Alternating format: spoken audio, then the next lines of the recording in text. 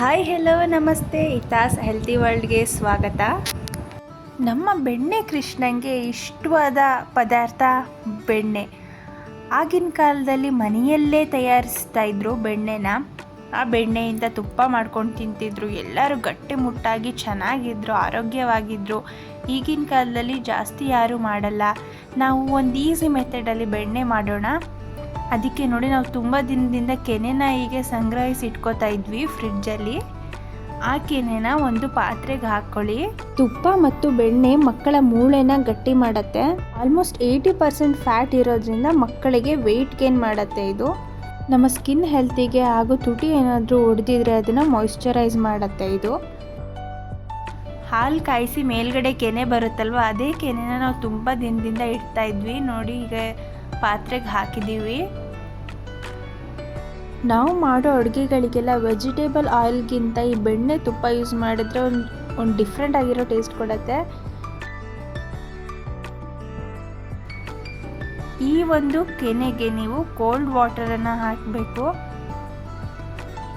ಒಂದೆರಡು ice cubes ಹಾಕ್ಬಿಟ್ಟು ಆ ವಾಟರ್ ಹಾಕಿ ಚೆನ್ನಾಗಿ ಬರುತ್ತೆ ಬೆಣ್ಣೆ.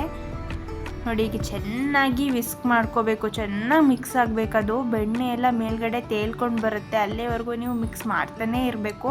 ನೋಡಿ, ಆಗಲೇ ಸ್ವಲ್ಪ ಬಂದಿದೆ. ಇದನ್ನ ಮಾಡ್ಬೇಕು ನೀವು. ನೋಡಿ ಹೇಗೆ ಕಾಣಿಸ್ತಾ ಇದೆ ಬೆಣ್ಣೆ. ನೀವು ಎಷ್ಟು ಮಾಡ್ತೀರೋ ಅಷ್ಟು ಗಟ್ಟಿ ಆಗ್ತಾ ಹೋಗುತ್ತೆ ಬೆಣ್ಣೆ.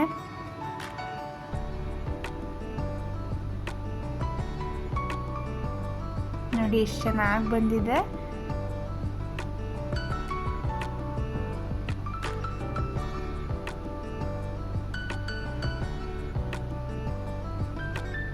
ನೋಡಿ, ಇನ್ನೊಂದು ಸ್ವಲ್ಪ ವಿಸ್ಕ್ ಮಾಡಿ ತಗೊಂಡಿರೋ ಅಂಥ ಬೆಣ್ಣೆ ಇದು. ಮನೆಯಲ್ಲೇ ಮಾಡೋ ಬೆಣ್ಣೆ.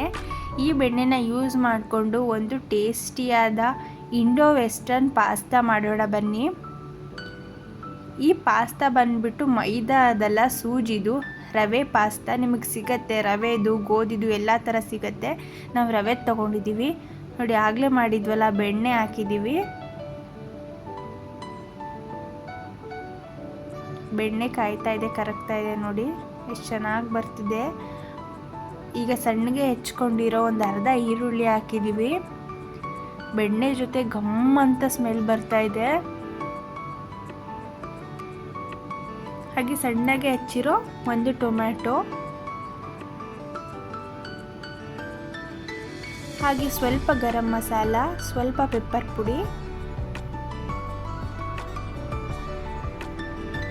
ಚೆನ್ನಾಗಿ ಮಿಕ್ಸ್ ಮಾಡ್ಕೊಳ್ಳಿ. ಟೇಸ್ಟ್ ಅಂತೂ ಡಿಫ್ರೆಂಟ್ ಆಗಿ ಚೆನ್ನಾಗಿತ್ತು.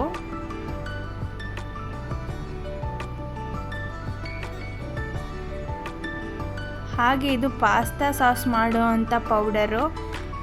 ಇದರಲ್ಲಿ ಏನಿಲ್ಲ, ಆನಿಯನ್ನು, ಗಾರ್ಲಿಕ್ ಪೌಡರು ಮತ್ತು ಚೀಸ್ ಪೌಡರ್ ಎಲ್ಲ ಇರುತ್ತೆ. ಅದನ್ನು ಹಾಕ್ತಾಯಿದ್ದೀವಿ. ಸ್ವಲ್ಪ ಹಾಲು ಹಾಕಿ ಮಿಕ್ಸ್ ಮಾಡ್ಕೋಬೇಕು. ಇದರಲ್ಲೇ ಚಿಲ್ಲಿ ಫ್ಲೇಕ್ಸ್ ಇರುತ್ತೆ. ನೀವೇನು ಎಕ್ಸ್ಟ್ರಾ ಆ್ಯಡ್ ಮಾಡ್ಕೊಳ್ಳೋದು ಬೇಡ. ಹರ್ಬ್ಸು ಅಷ್ಟೇ, ಎಲ್ಲ ಇದರಲ್ಲೇ ಇರುತ್ತೆ.